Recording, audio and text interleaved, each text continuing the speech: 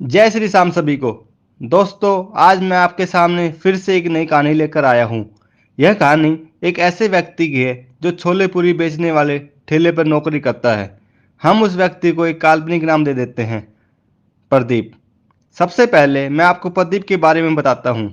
वह अपने परिवार के साथ किराए के मकान में रहता है। वह एक ठेले पर नौकरी करता है। वह छोले पूरी बहुत ही स्वादिष्ट बनाता है। प्रदीप अपना खुद का ठेला करने की बहुत बार सोचता है, पर पैसों की तंगी होने के कारण वह खुद का ठेला नहीं खरीद पाता। एक दिन ठेले के पास एक गाड़ी आकर रुकती है और उसमें बैठा एक व्यक्ति एक प्लेट छोले पूरी की ऑर्डर देता है। जैसे ही प्रदीप उस व्यक्ति को छोले पूरी देता है, तो उसकी नज़र गाड़ी में रखी एक तस्वीर पर पड़ती है। प्रदीप उस व्यक्ति को कहता है कि भैया, आप बुरा ना मानो तो मैं आपसे एक बात पूछूं, ये तस्वीर किसकी है? वह व्यक्ति कहता है कि तुम इनको नहीं जानते, ये खाटू वाले श्याम बाबा हैं। ये हारे के सहारे हैं। इनसे कोई कुछ भी मांगता है तो ये सबको देते हैं। प्रदीप कहता है कि ऐसे थोड़े होता है कि सबको देते हैं। ये भी आप जैसे अमीर लोगों को ही सुनते हैं, हम जैसे गरीबों की नहीं। तब वह व्यक्ति प्रदीप से कहता है कि ये अमीर गरीब नहीं देखते, इनके लिए सब एक समान है। तुम्हें ऐसा लगता है तो तुम भी इनसे कुछ मांग कर देख लो, वो तुम्हारी भी जरूर सुनेंगे। प्रदीप कहता है कि अच्छा, मैं कुछ मांगूंगा तो क्या ये मुझे दे देंगे? तब वह व्यक्ति कहता है कि तुम मांग कर तो देखो, वह जरूर देंगे। तब प्रदीप हाथ जोड़कर उनसे कहता है कि मुझे भी खुद का एक ठेला करना है। आप दे सकते हो तो मुझे भी खुद का एक ठेला दिलवा दीजिए। जाते हुए वह व्यक्ति प्रदीप से कहता है कि जो तुमने बाबा से मांगा है वो तुम्हें जरूर देंगे। इतना कहते हुए वह व्यक्ति वहां से चला जाता है।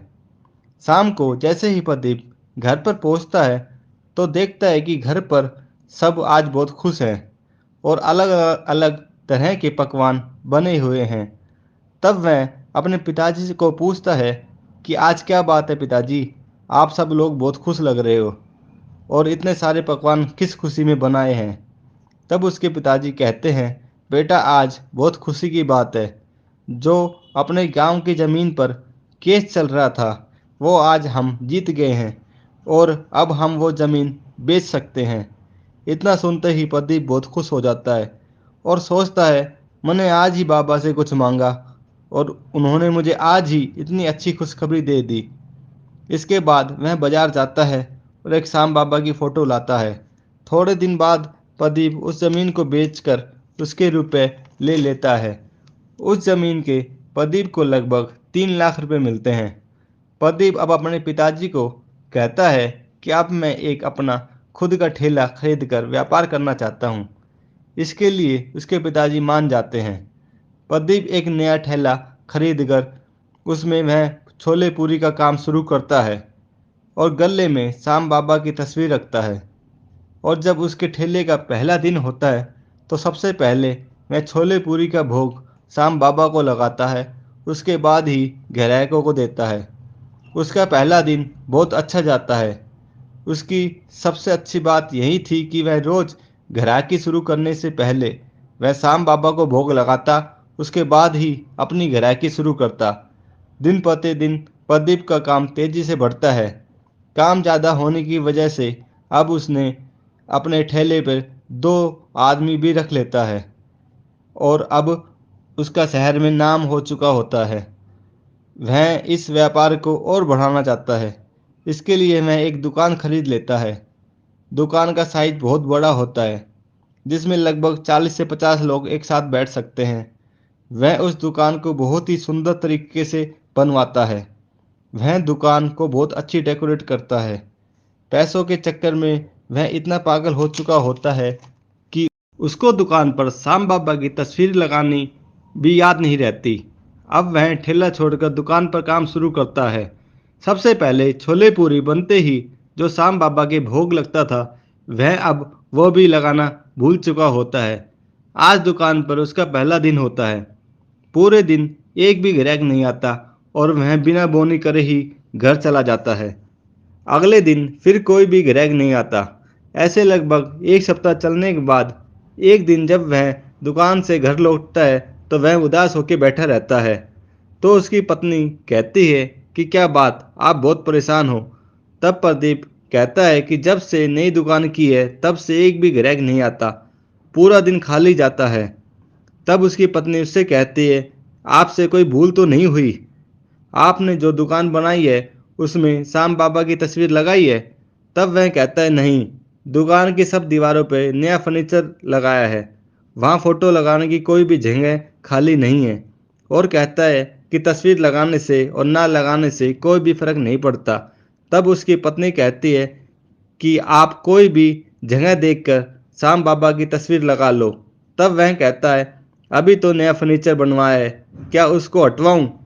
अब जगह नहीं है। और वह कहता है, इससे कुछ फर्क नहीं पड़ेगा और कल से जरूर ग्राहक आ जाएंगे। अगले दिन जब वह दुकान पर जाता है तो दिन में उसके पास एक ग्राहक आता है और कहता है, 5 प्लेट छोले पूरी पैक कर दीजिए। उसको देखकर प्रदीप खुश हो जाता है और 2 मिनट बाद ही उस ग्राहक के पास एक फ़ोन आता है।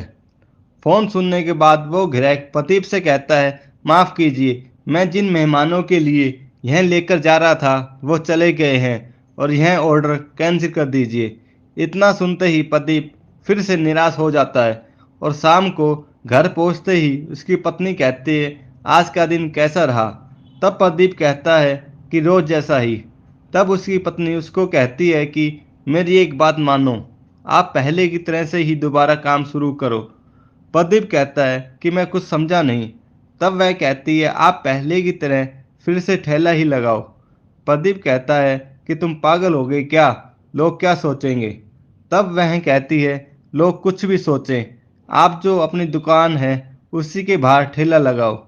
प्रदीप उसकी बात मान जाता है और अगले दिन सुबह वह ठेले की अच्छे से साफ सफाई करता है और उस गल्ले में वहीं श्याम बाबा की फ़ोटो होती है जो उसने शुरू में रखी थी, और ठेले को दुकान के बाहर जाकर लगा लेता है। 2-3 घंटे बाद उसके पास एक ग्राहक आता है और 2 प्लेट का ऑर्डर देता है। ग्राहक को देने से पहले प्रदीप पहले की तरह सबसे पहला भोग श्याम बाबा को लगाता है, फिर ग्राहक को देता है। उसका आज का दिन बहुत अच्छा जाता है और घर जाकर वह अपनी पत्नी को भी बताता है कि आज का दिन बहुत अच्छा गया, और कहता है कि मैं पैसों में इतना अंधा हो गया था कि मैं श्याम बाबा को ही भूल गया, और श्याम बाबा से कहता है कि बाबा मुझे माफ़ करना, अब फिर से कभी ऐसी गलती नहीं करूँगा। फिर से प्रदीप का काम पहले की तरह बहुत अच्छा चलने लगा। अगले दिन ही उसने अपनी दुकान पर फर्नीचर हटवाकर एक बाबा की सुंदर सी तस्वीर लगवाई और उसकी दुकान पर भी ग्राहक बैठकर खाने लगे, और उसने बाद में और ज़्यादा तरक्की करी। वह श्याम बाबा को पहले से भी बहुत ज़्यादा मानने लगा। दोस्तों, इस कहानी के माध्यम से मैं आपको यह बताना चाहता हूँ कि इंसान के पास पैसे आते ही वह पैसों में अंधा हो जाता है, फिर उसे कुछ और दिखाई नहीं देता सिवाय पैसों के। इसी कहानी से संबंधित मैं 4 लाइनें और कहना चाहूँगा। भूल ना करो बाबा को भूलने की, भूल ना करो बाबा को भूलने की, उसके सब खेल निराले हैं, उसके सब खेल निराले हैं। चलते को रोक दे, रुके को चला दे, चलते को रोक दे, रुके को चला दे, क्योंकि सबके पालनहार खाटू वाले हैं। अगर आपको सबको यह कहानी अच्छी लगी हो तो इसको ज़्यादा से ज़्यादा शेयर कीजिए, जिससे यह हर शाम प्रेमी तक पहुंच सके। और कमेंट बॉक्स में जाकर जय श्री शाम ज़रूर लिखिए। और ऐसी ही कहानी और सुनने के लिए चैनल को लाइक एंड सब्सक्राइब करना ना भूलें। फिर मिलते हैं आप सबसे एक नई कहानी के साथ, तब तक के लिए जय श्री शाम।